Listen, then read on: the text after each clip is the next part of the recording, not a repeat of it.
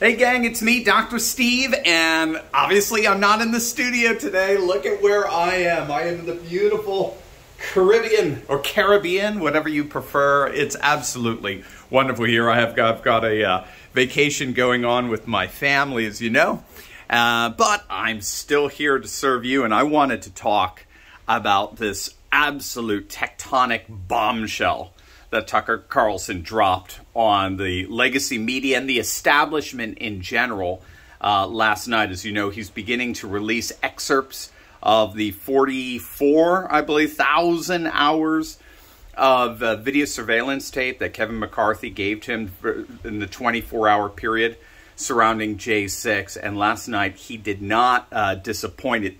The big takeaway with that was the absolute demolition of the narrative surrounding Jacob Chansley, the so-called QAnon shaman.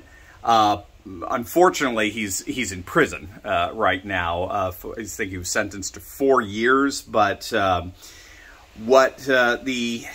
how do you want to put it? I mean, the media was misleading at best and downright utterly deceptive at worst. I lean, of course, on the latter, for reasons I'll explain here. But they tried to depict him as this outright, QAnon nut that led this massive insurrection against the government. Tucker played excerpts, again, of people on legacy media, mainstream media, actively calling for this guy's execution. And the execution of virtually everybody there. They tried to paint him as this just, totally irrational, insane nut who led thousands of other irrational, insane nuts into the Capitol, tried to take it over. And this is obviously through the instigation of the ultimate insane nut, Donald Trump. We now know Capitol Police accompanied him. We see it in the video, the surveillance tape, surveillance video. We now know Capitol Police could have arrested him at any moment, and they didn't. They actually escorted him. We actually have a prayer.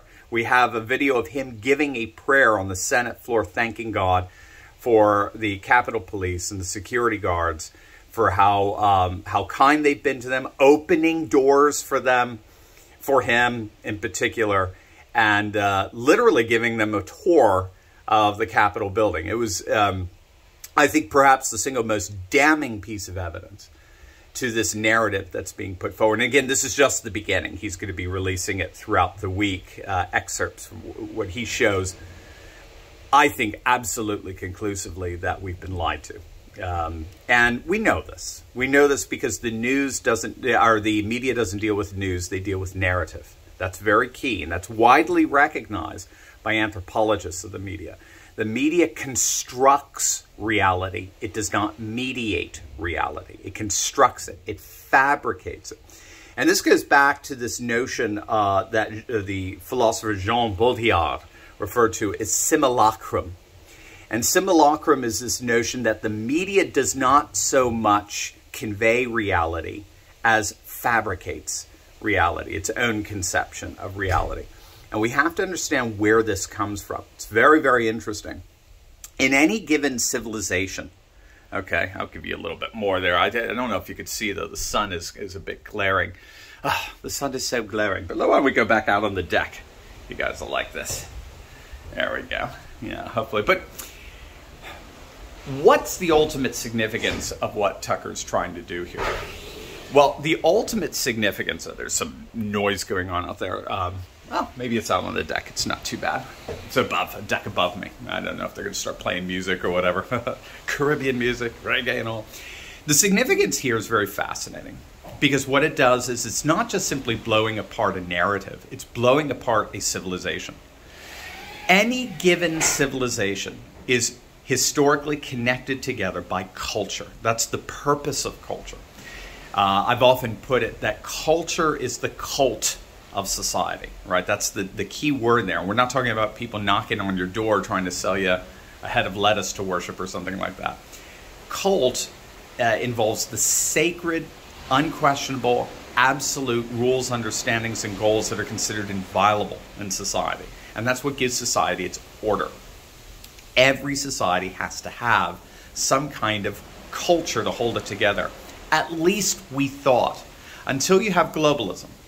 And once globalism comes in, globalism by its nature transcends culture.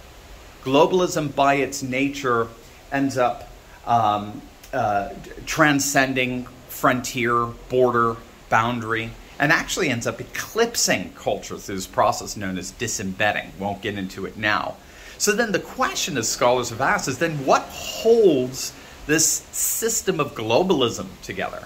If it's not culture, if globalism doesn't really have its own culture, if it basically, like the Borg, basically eats up culture, if it doesn't have its own unique culture, then what does it have? What holds it together? What's the cult that binds it together? And the answer is the media. The media provides what's known as an imagined community.